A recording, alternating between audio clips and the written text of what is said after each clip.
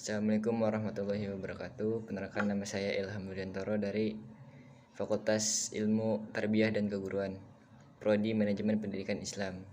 Kali ini saya akan membacakan resume yang telah saya buat pada PBAK tadi. Pertama, wawasan bidang akademik. UIN Maulana Malik Ibrahim mempunyai 7 fakultas, yaitu Fakultas Tarbiyah, Syariah, Ekonomi, Psikologi, Saintek, Humaniora, dan Kedokteran. Di UIN Malang terdapat 2 integrasi keilmuan memadukan antara sains dan Islam. Integrasi kelembagaan memadukan antara pendidikan tinggi dengan pendidikan pesantren.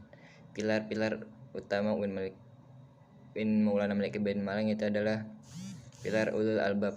Yang pertama adalah kedalaman spiritual, keluasan ilmu, keagungan akhlak, kematangan profesional.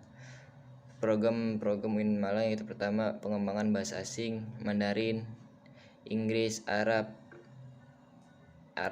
terbagi menjadi 4, yaitu tahfizul Quran, rumah madrasah agama, memiliki komitmen kebangsaan yang kokoh, menempatkan diri moderat, serta ideologi intelektual yang berakhlak mulia.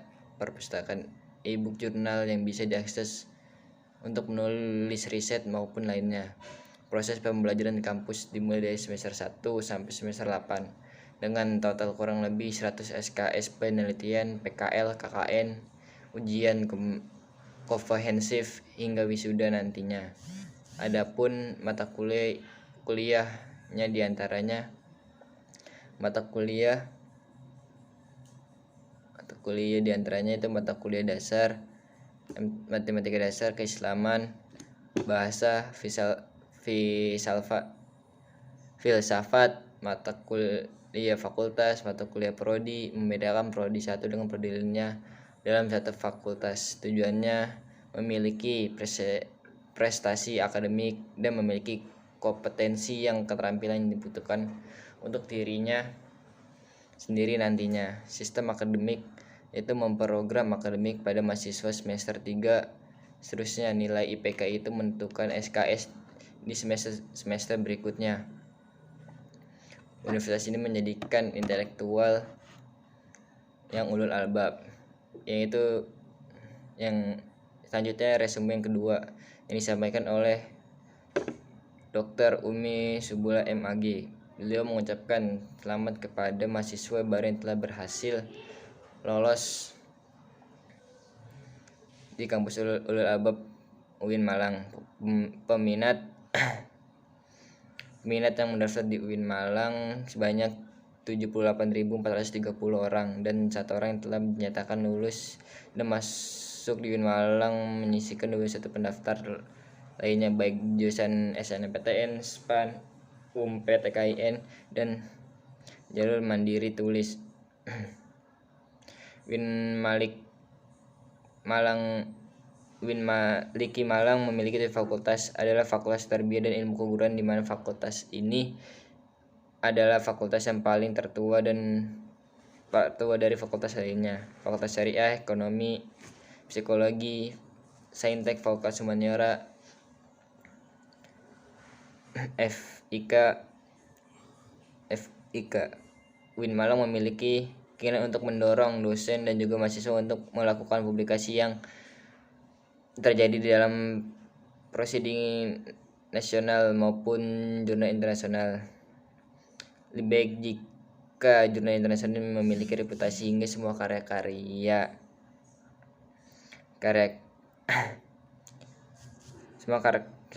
dosen dan mahasiswa sehingga bisa meningkatkan peringkat universitas. Pembelajaran UIN Malang menggunakan konsep pendidikan perguruan tinggi dan pesantren. Gunanya pendidik pesantren ini untuk membentuk karakter mahasiswa. Oleh karena itu, kita memiliki Ma'had Al-Jamiah sebagai pusat pengembangan karakter ulul albab. Selain itu juga rumah tahfiz gunanya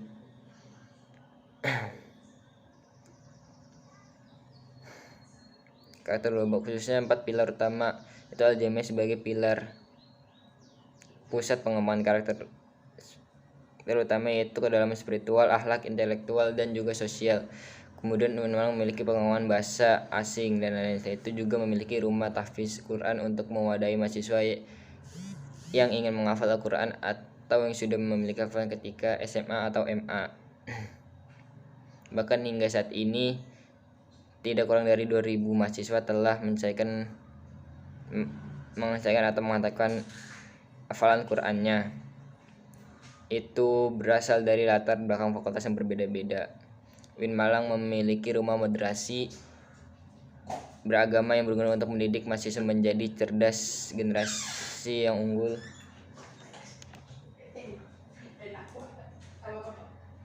Akan terdapat menunjung prinsip-prinsip nilai keagamaan.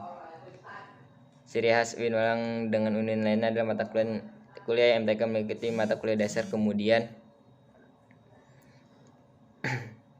mata kuliah keislaman, mata kuliah bahasa Arab, dan mata kuliah filsafat. Harapan Ibu Ummu Salma seluruh mahasiswa tidak hanya memiliki prestasi akademik tetapi juga memiliki pengalaman untuk aktif berorganisasi kemahasiswaan baik intra maupun ekstra kampus.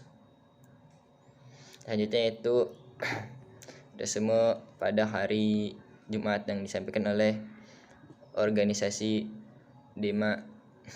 Organisasi DEMA adalah organisasi intrakampus yang merupakan lembaga eksekutif di level lingkungan universitas maupun fakultas dan sebagai pelaksana program kemahasiswaan sebagai lembaga yang mengkoordinasikan dan menginstruksi kemahasiswaan tingkat universitas.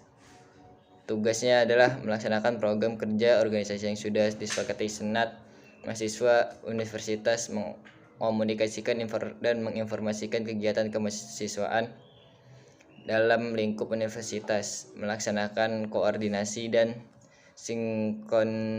sinkronisasi kegiatan mahasiswa.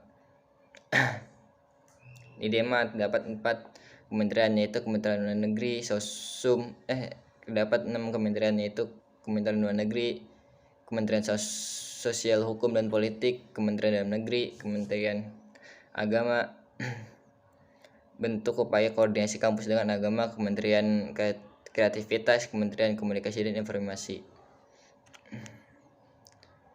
Struktur DEMA Universitas terdiri dari ketua, wakil ketua, sekretaris, bendahara, dan kementerian.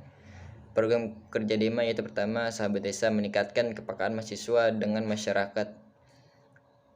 Sahabat sekolah membantu memberikan kepada kampus atau memberikan kepada sekolah untuk melatih kepemimpinan. Yang ketiga, sosial politik, diskusi dengan parlemen yang sudah ada di Indonesia. Yang kedua itu lembaga legislasi yang berada di bawah naungan universitas.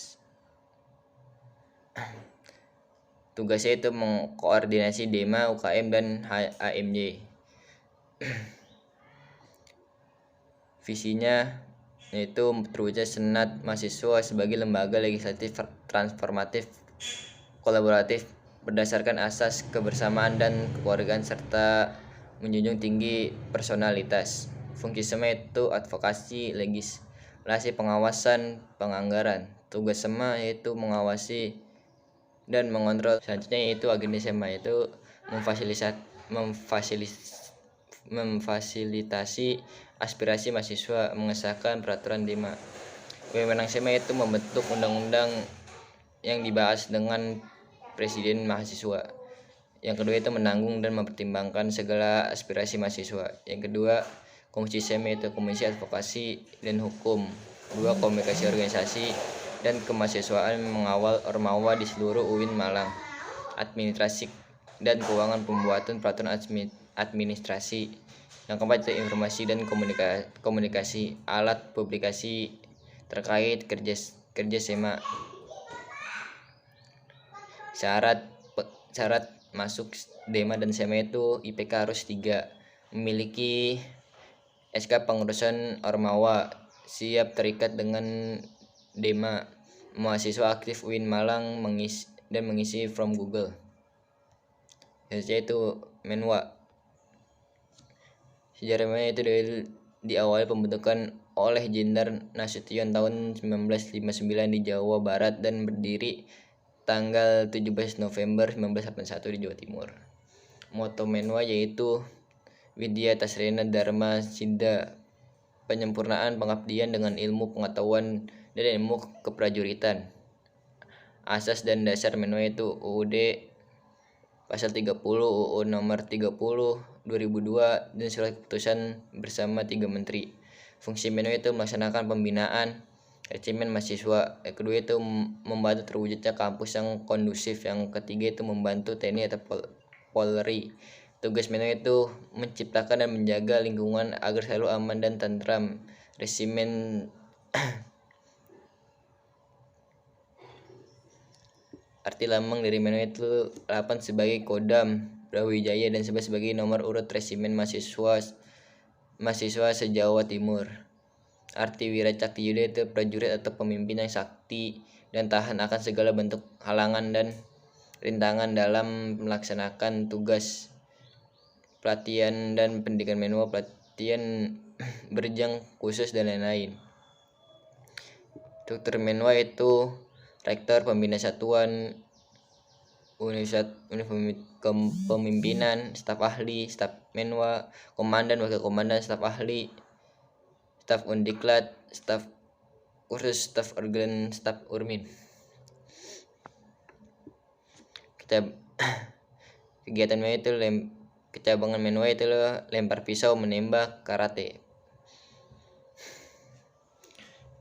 Selanjutnya itu UKM Pramuka memiliki visi menjadikan anggota rencana yang berpengetahuan luas, berbudi pekerti, luhur, dan berpegang teguh pada kode kehormatan. Misinya itu meningkatkan pendidikan, pelatihan, dan mengembangkan minat bakat anggota rencana Gudep Kota Malang, membentuk rencana yang berakhlakul karimah menjadi anggota rencana yang kritis, dinamis, dan kreatif, mengamalkan nilai-nilai kode kehormatan Pramuka. Tujuan UKM Pramuka itu terwujudnya kualitas anggota rencana yang memiliki loyalitas, dedikasi terhadap rencana, tercapainya anggota rencana yang berakhlakul karimah, terwujudnya Tribina Dega, terwujudnya anggota rencana yang mampu berpikir logis dan sistematis. Program kerja UKM Pramuka itulah Anjangsana, Perkemahan Wirakarya, Temu Alumni, Musyawarah Pandega. Tugas itu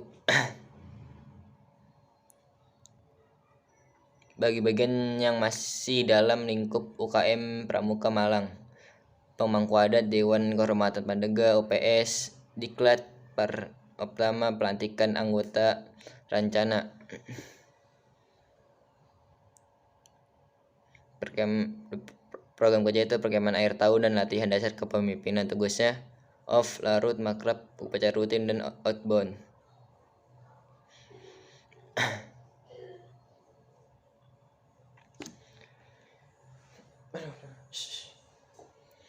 Terakhir itu kebangkitan bangsa menuju Indonesia tangguh.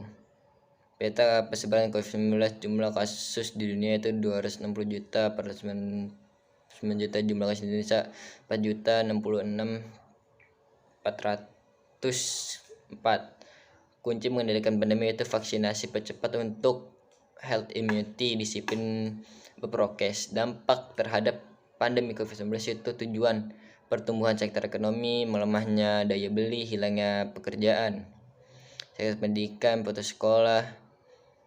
Di sektor pendidikan yaitu putus sekolah, anak harus bekerja, privasi orang tua, kekerasan pada anak, dan risiko eksternal penurunan jam belajar. Sektor sosial, meningkatnya angka kematian, meningkatnya angka kriminalitas. Kebijakan di sektor pendidikan yaitu bantuan kuota, bantuan subsidi upah, bantuan UKT, rumah sakit pendidikan. Pentingnya kolaborasi XL lah, model kolaborasi masa depan yang mampu menaikkan sektor ekonomi, pendidikan, dan sektor lainnya. Komoditas 3 kekuatan pengobatan itu kemajuan teknologi, agama, pasar. Mencerdaskan,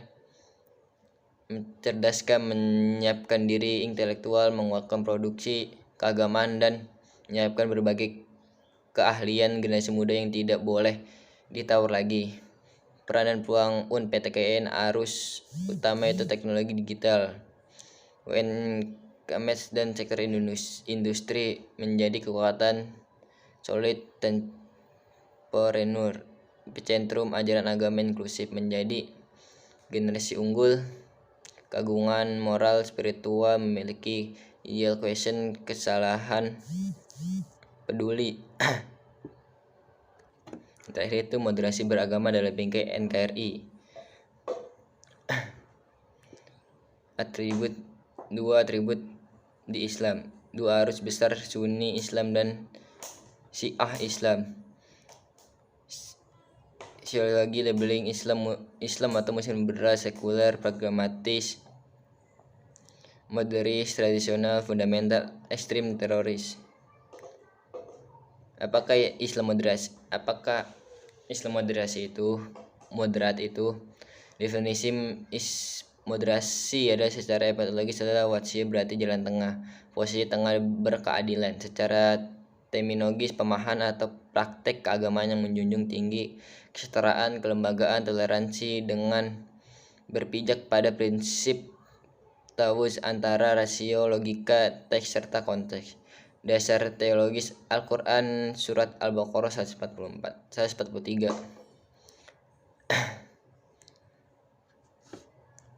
Konteks moderasi di Indonesia. Kenapa moderasi relevan dan berbahaya di Indonesia? Karakter Islam agama rahmatan lil alamin yang menjunjung tinggi keadaban dan harmoni inter dan antar pemeluk agama. Historis Islam Indonesia, karakter masyarakat Indonesia lekat dengan kesantunan ideologi bangsa Pancasila dan moto Bhinneka Tunggal Ika. Isu-isu politik yang terkait dengan Timur Tengah dan politik global baik secara langsung atau tidak dapat mempengaruhi pemahaman dan sikap keberagaman masyarakat serta mengganggu agenda moderasi Islam seperti konflik Palestina vs Israel, aliansi politik Arab Amerika, politik.